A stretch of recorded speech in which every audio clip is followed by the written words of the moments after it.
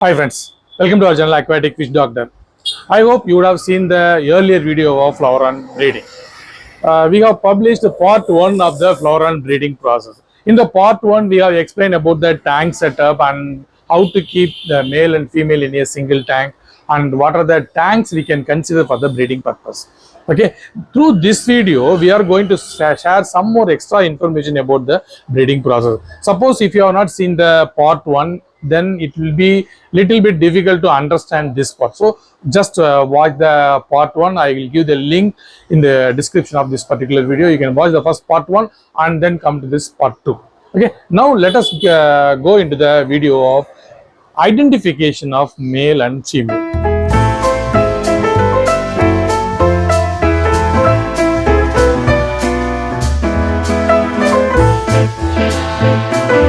Why we say identification of male and female is important? The successful outcome of the breeding process highly depends upon the breeding male and female.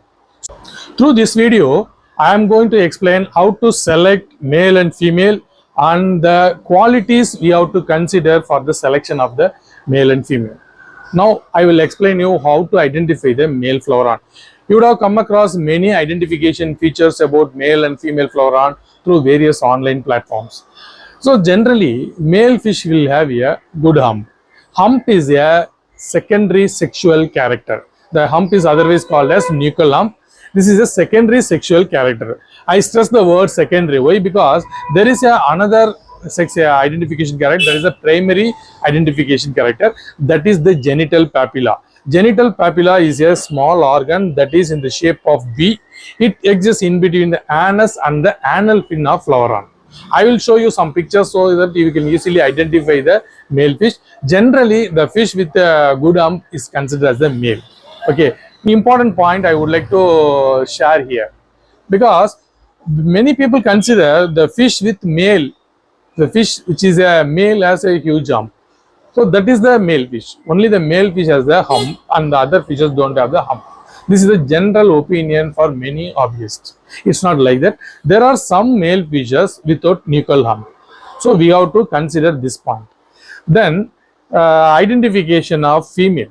When you consider female, you can identify female most of the time by seeing a black color spot on the dorsal fin of the female fish. This is a usual identification character.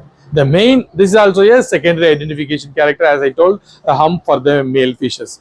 In case of female, you have to look at the genital papilla shape. Genital papilla will be in the shape of U. In case of female, it exists in between the anus and the anal fin. Okay, so in case of male, it is V shape. This is a U shape. So these are the main two identification characters for the female. There are some cases where the female also develop hump. Generally speaking, the females will not have the hump, but rare case some females also develop hump.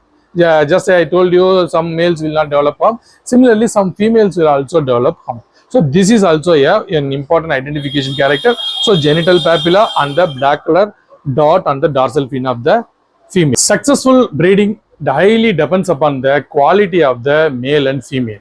So we have to identify and understand certain basic concepts before identifying and selecting the female Flowerhorn fish. So when you want to start the breeding process by your own, you have to select a female which has already egg laid. Okay, this point you just underline and note it down. It should have been bred by a breeder. It should be fertile and egg laid. What do you mean by fertile? Fertile means it will give rise to young ones. That is the fertile. Infertile means it will not give birth to the live young ones. So you have to select a female which has already egg laid and fertile. So how to understand whether it is egg laid or fertile? It all depends upon the seller. If you look at the social media like Facebook, YouTube and other platforms, they will be selling some females egg laid, fertile, good output, good result, good hatching rate, many technical and attractive words they use. You have to examine the fish and you have to understand about the seller's mentality and the seller's trust, and based on that you have to select the female. If you select a female which has not already egg laid or fertile, the entire breeding process will be a failure one. So you have to give much importance for the selection of the females. For example, I tell you one example. We are also selling female flower. We are selling at the size of 1.5 to 2 inches size. That time itself it will start the laying egg. But we cannot give the assurance that it may be a fertile or it may not be a fertile. Okay, most of the time home bred females are fertile. So this you have to understand. So when you start the breeding process, either you can buy male and female fish in the small size and groom to some size for some months, then you can breed. This is one way. The other way is you can directly procure brooder male and female and directly breed. So these two ways are highly successful. You can select which one suit your budget and your time. Okay. And during the selection of male and female fish, we have to give importance to the defects in the fish. There are some fishes which come with some birth defect, like loss of eye and loss of tail, loss of fins. There are some birth defects like this. Either it will be in the male or female. If the fish comes with birth defect, then it may carry forward to the next generations. So we may get some birth defects in the young ones also. So to avoid this process, during the selection process itself, you have to give importance to the birth defects in the fish. You have to observe the fish thoroughly, left side, right side, top, bottom, everything you look, and then you can select.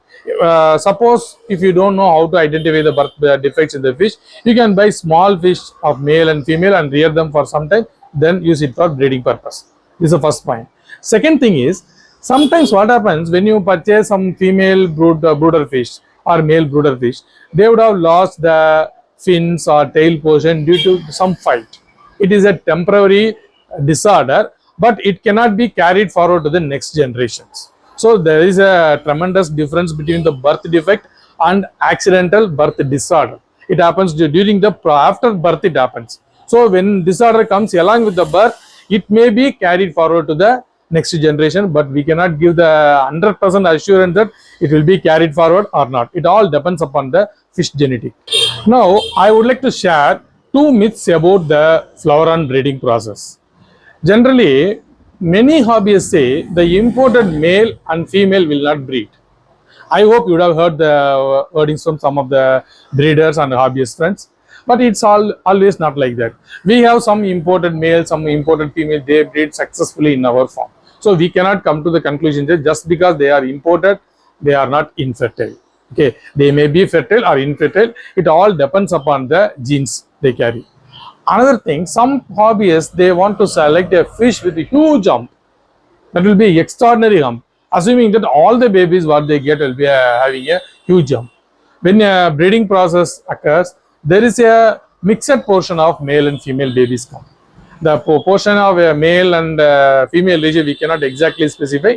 It all depends upon the parental character. It's purely a genetic aspect. So just because you have taken a fish with a huge hump and female also with hump, it doesn't mean that you will get all the babies with hump. So just come out of these myths. We share many information about the successful breeding of Flowerhorn process. Many will not reveal the actual secret behind the Flowerhorn, but we will tell you each and every aspect. So this may take long time, because when you want to cover most of the hidden aspect of the breeding process, it will take long time. So keep following our channel. You will get many information. Just don't skip the video and watch the video. You will understand thorough breeding process knowledge in our channel. Okay, keep following us. Bye.